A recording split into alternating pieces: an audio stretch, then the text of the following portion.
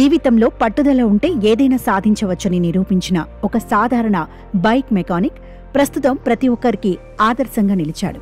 తన సొంత గ్రామంలో దేనికి పనికిరావు అంటూ హేళన చేసిన వారిని తానంటూ ఏమిటో నిరూపించి చూపించాడు. ఏలూరు జిల్లా జంగారెడ్డిగూడెం మండలం లక్కవరం గ్రామానికి చెందిన కంబపు ప్రశాంత్ సాధారణ బైక్ మెకానిక్గా జీవితాన్ని ప్రారంభించాడు. నిరుపేద కుటుంబం నుంచి వచ్చినప్పటికీ తన పట్టుదలతో హిందీ పండితుడిగా ప్రభుత్వ ఉద్యోగం సాధించి గ్రామానికి కుటుంబానికి గర్వకారణమయ్యాడు. ఏపీ మెగా టీఎస్సీ ఎగ్జామ్లో జిల్లా స్థాయిలో 17వ ర్యాంక్ సాధించి పట్టుదల ఉంటే ఏదైనా సాధ్యమనే సామెతను నిజం చేశాడు. చిన్నప్పుడు మా నాన్నగారు చనిపోయారు సార్. నాకు 2-3 సంవత్సరాల వయసులో మా నాన్నగారు చనిపోయారు. తర్వాత మా అమ్మగారు కష్టపడి కూలి పనులు చేసుకుంటూ మా అమ్మగారు నన్ను మా అక్కని ఇద్దరిని పెంచారు, పోషించారు సార్. నన్ను 10వ తరగతి నన్ను చదివించారు మా అమ్మగారు. ఆ తర్వాత ఇంట్లో పరిస్థితులు బాగోక నేను మా అమ్మగారు కష్టం చూడలేక నేను ఆ స్టడీ మానేసింది సార్. చదువు మానేసి తర్వాత నేను ఇలాగ టాపీ పని అని ఆ పనికి ఈ పనికి వెళ్ళి శుభ్రంగా చివరికి మెకానిక్ ఫీల్డ్ సెటిల్ అయ్యాను సార్. అలాగ మెకానిక్ ఫీల్డ్ 2012 10th కంప్లీట్ అయింది. నేను 2012 కాడి నుంచి 2019 వరకు కూడా మెకానిక్ ఫీల్డ్ చేశాను. ఆ తర్వాత అనుకోకుండా మా ఫ్రెండ్ సలహా ద్వారా మా హిందీ మాస్టర్ అంటే మాకు 6th నుంచి 10th వరకు చెప్పిన మా సుధాకర్ రెడ్డి గారు నిజంగా ఆయన దయ వల్ల ఆయన ఒక ఇన్స్పిరేషన్ తీసుకొని ఆయన ఇచ్చిన ప్రోత్సాహంతో నేను హిందీ పండిట్ చేశాను అంటే కారణం ఆయనే. స్టార్టింగ్ కానించి ఇప్పటి వరకు కూడా నన్ను ఆయన ఒక సొంత బిడ్డలాగా నన్ను ఆదరించి నాకు నా ప్రతి అడుగు కూడా అదే నా యొక్క సక్సెస్ వెనకాల ప్రతి నిమిషం కూడా ఆయన గైడెన్స్ అవ్వడం వల్ల నేను ఈరోజు 2025 కూటమి ఇచ్చిన ప్రభుత్వం 2025 మెగా డిఎస్సీలో వెస్ట్ గోదావరి డిస్టిక్లో 17 ర్యాంక్ సాధించింది సార్. నేను దీనికి కారణం ఎవరు అంటే కనుక మా మాస్టర్ సుధాకర్ రెడ్డి గారు.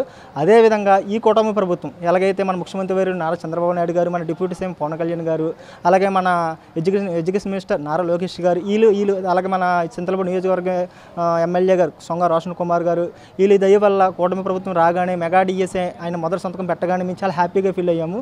అయితే ఎంత హ్యాపీగా ఫీల్ అయ్యామంటే నిజంగా అంటే మా జీవితంలో ఇంకో కొత్త వెలుగులు వస్తున్నాయి అంత విధిగా మేము ఫీల్ అయ్యి వెంటనే మేము ఆయన సంతకం పెట్టగానే మేము విజయనగరం కోచింగ్కి వెళ్ళిపోయాం సార్. ప్రశాంత్ చిన్నతనం నుంచి చదువుపై మక్కువతో డిగ్రీ పూర్తి చేశాడు. కానీ ఆర్థిక ఇబ్బందుల కారణంగా బైక్ మెకానిక్గా పనిచేస్తూ కుటుంబాన్ని పోషించాడు.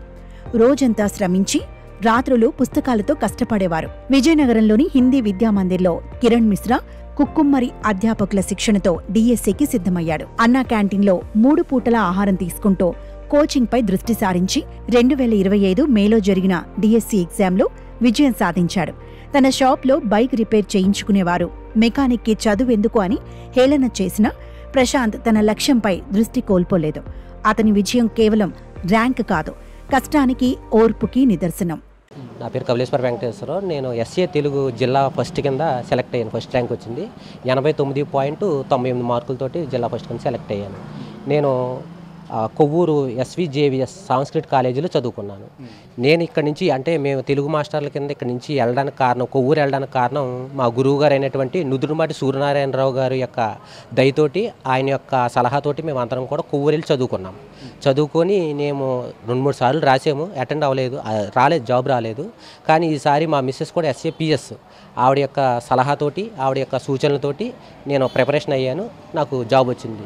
అంటే అంతకుముందు తక్కువ పోస్టులు 2019లో నోటిఫికేషన్ వేశారు, కానీ అందులో 1 మార్కులో పోయింది.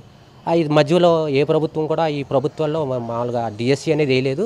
ఈ కూటమి ప్రభుత్వంలో డిఎస్సీ నోటిఫికేషన్ వేయడం, పైగా 16,000 పోస్టులు వేయడం వల్ల మాకు ఇంట్రెస్ట్ కలిగి చదవడం అనేది జరిగింది. లక్కవరం గ్రామ ప్రజలు అతన్ని స్ఫూర్తిగా చూస్తూ అభినందనలు తెలిపారు. అదే గ్రామానికి చెందిన వెంకటేశ్వరరావు డిఎస్సీలో జిల్లా మొదటి ర్యాంక్ సాధించడంతో లక్కవరం గ్రామం మరింత ప్రసిద్ధి పొందింది. వెంకటేశ్వరరావు ప్రశాంత్ను ప్రశంసిస్తూ పట్టుదలతో పోటీ ప్రపంచంలో రాణించవచ్చని తెలిపాడు. ప్రశాంత్ విజయం యువతకు ప్రేరణ. స్థానిక రాజకీయ నాయకులు, గ్రామ పెద్దలు అతనికి అభినందనలు తెలుపుతున్నారు. నిరుపేద కుటుంబాల నుంచి వచ్చిన యువకులు కూడా అవకాశాలను సద్వినియోగం చేసుకుంటే అద్భుతాలు సృష్టించగలరని ప్రశాంత్ నిరూపించాడు. తన ఉద్యోగంతో విద్యార్థులకు చదువు గుర్తుండేలా చేస్తానని ప్రశాంత్ తెలిపాడు. ఈ పని చేసి బాబు చెప్పకూడదు, ఇందులో ఆయిల్లో ఉంటాం, ఎవరైనా కొద్దిగా గిల్టీ ఫీలింగ్ కొద్దిగా అంటే కాకుండా అలాగా చేసేవాడు ఈడు పాపం మాస్టర్ అవ్వాలని కోరికతోనే ఇప్పుడు వెళ్ళి సాధించాడు. చాలా హ్యాపీగా ఉంది సార్. ఇప్పుడు హ్యాపీగా వెళ్తున్నారు సార్. అదే మా అన్న వాళ్ళు ఇవ్వాలని సూపర్, నువ్వు బాగా చదివావు, మంచి ర్యాంకులు తెచ్చుకున్నావు, పిచ్చోళ్ళకి తిరిగావు అన్న వాళ్ళు కూడా ఇవ్వాలని చూసి చాలా గర్వంగా వీడితో పాటు వచ్చిన ఇద్దరు ముగ్గురు కుర్రోళ్ళు సలహాలు అడుగుతున్నారండి అండి. ఇప్పుడు ఈ పోస్ట్ వచ్చిన తర్వాత సార్ ఎలా చేయాలి సార్, ఎలాగ మీరు హిందీ ఎలా చదివారు, కోచింగ్ తీసుకున్నారు అని ఇద్దరు ముగ్గురు వచ్చి అడుగుతూ వెళ్తున్నారు. మనోడు కూడా సలహాలు ఇస్తున్నారు. చాలా మంచోడు కుర్రోడు. ఈవిడ కూడా మా సార్ ఎలాగ నాకు హెల్పింగ్ చేశాడో నేను కూడా మీకు ఎంతో కొంత హెల్పింగ్ చేస్తానని హెల్పింగ్ నేచర్ ఉంది.